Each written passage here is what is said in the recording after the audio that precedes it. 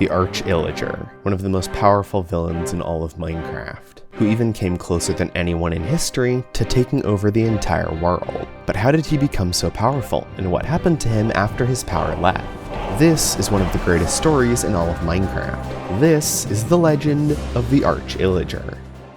This story starts in the Rise of the Arch Illager novel. Archie was born an Illager in an Illager tribe. The leader of the tribe's name was Walda, but while Illagers had leaders, they didn't have fancy titles. They didn't have fancy buildings. Some tribes were lucky enough to have a woodland mansion, but the vast majority of them were wanderers. But above all else, Illager culture desired power, which was very unfortunate for Archie as he was one of the weakest Illagers ever to exist. He was just over half the height of the average Illager, and he was very scrawny, something that got him bullied quite a bit as a kid, especially by an evoker named Thord. And this didn't get any better when Archie's parents died in a raiding party. As such, Archie avoided fighting for the Illagers whenever he could, but sometimes he simply had to go. One day on a patrol he was a part of, they came in contact with a large group of zombies and skeletons. Now as they started fighting each other, Archie looked off in the distance and saw something. He saw a hero approaching them. Now the heroes in this story are basically Minecraft players, and if you've ever played Minecraft before, you know just how strong they are. Archie tried with all his might to get his fellow Illagers to retreat, but because Thord, being their commander, was very thick-headed, figured he could take on any threat.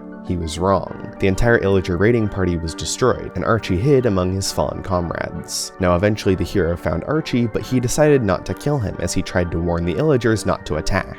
As the hero left, Archie sat there questioning what to do next. However, he was approached by another Illager who had survived, and of course, it was Thord. Thord scolded Archie for not attacking the hero when he saw him. Archie tried to plead his case to Thord, but it was no use. As Thord walked back towards the Illager tribe, Archie realized that he'd much rather be scolded by Thord than attacked by the next stray mob that came. But then Archie realized that if he could get back to the tribe first, he could tell everyone what Thord had done and get Thord kicked out, fixing so many of Archie's problems. So he ran ahead back to the woodland mansion where he lived and told all the Illagers what had happened. He told them about the sudden attack from the zombies and skeletons, the approach of the hero, and how Thord failed to retreat even when defeat was inevitable. But then Thord arrived at the camp. He told everyone that he had set Archie as a watch to make sure that they weren't being approached by anyone, and that the hero took them by surprise because Archie failed to notice him. But naturally, as Thord's reputation was high and Archie's was low, everyone believed Thord even though all he had done was lie to cover his own backside. Archie, engulfed by rage, struck Thord on the head, causing him to fall over. But Thord wasn't done lying yet. Even though Archie had landed only a glancing blow, Thord lay on the ground howling in agony to make it look as if Archie had brutally assaulted him. But since he had attacked one of his own tribesmen, Archie was kicked out, banished from the tribe forever, out in the woods with no one to help him. As he ran through the woods, tears streaming down his face, he wondered how he would end. Would a skeleton quickly skewer him, or would a creeper come from behind and obliterate him before he could react? Suddenly, he heard the moans of zombies. He looked around but couldn't see any, so he decided to run as far and fast as he could.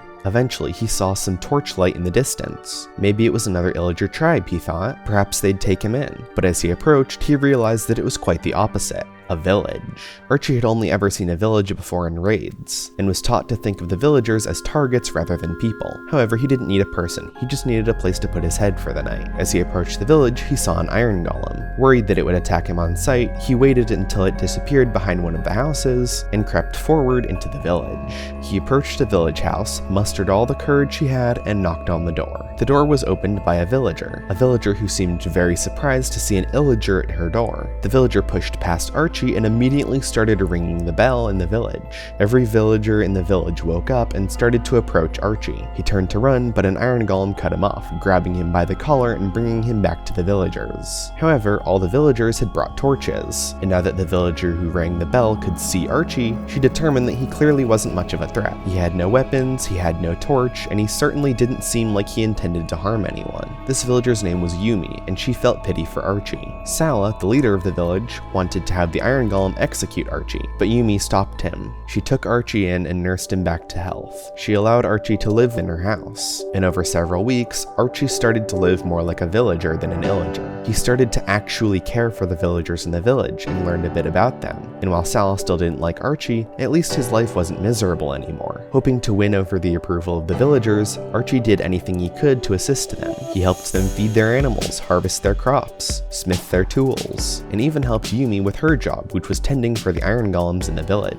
For the first time in his life, Archie felt truly loved. But unfortunately, this isn't where the story ends. One day, 4 heroes visited the village, and Archie recognized one of them as the hero who had destroyed his raiding party. But Sala, who feared that Archie was a threat to the village, had a plan. He lured the heroes over to Archie and tried to get them to attack him. After all, he was an Illager, so the heroes should naturally attack him. But when the heroes didn't, Sala got incredibly angry at Yumi. So angry, in fact, that he seemed he was about to physically attack her. So to protect his best friend, Archie jumped in and smashed Sala right in the gut. The hero who had destroyed Archie's raiding party, named Carl, saw that he was attacking a villager and went over to destroy him. However, what he wasn't expecting was Yumi to jump in and stop him. Now, Carl was a very blades first, think later kind of guy, so everyone was very surprised to see how stunned he was when a villager stepped in to protect an Illager. But now fully enraged, he raised his sword to smite down Yumi, something that Archie wasn't going to let happen. So he summoned all the strength he had and punched Carl right in the gut. Now, while this didn't hurt him at all, it made him incredibly angry to see this tiny little Illager attacking him. But while the other heroes tried to calm him, Sala convinced Yumi that no matter how long it took, Carl would come back to kill Archie, endangering the entire village. As such, Archie was forced back onto the road, feeling even more alone than before. But now he had no hope of finding another village, no hope of finding another home. He just ran to whatever end, across a lake of lava and through a massive desert, until finally he felt something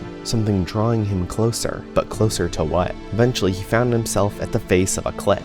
But as spiders approached from behind, he had no choice but to climb. So he climbed with all his might, almost slipping several times, until he reached the top and found himself in front of a massive doorway. As he approached, he saw 6 red, glowing statues. Not knowing what they were, he continued to move forwards. He crossed a bridge over a seemingly bottomless pit and climbed up a large piece of rock to find a pedestal with an object on it, an object that spoke to him in actual words. Welcome. I am the Orb of Dominance, and I am here to help you rule the world. It is your destiny. Archie almost involuntarily reached out to grab the orb. And as he pulled it from his place, he felt something change in him. He felt so much power flow through him, the power to destroy those who had wronged him and achieve anything he wanted, and he couldn't help but swing his head back and let out a long cackle. Archie had found the Orb of Dominance, but he wasn't the Arch Illager yet. In fact, what if I told you this story is still just starting out? This video is part 1 in a 2-part series covering the entire life of the Arch Illager, so if you want to see the second part, click here and thank you for watching.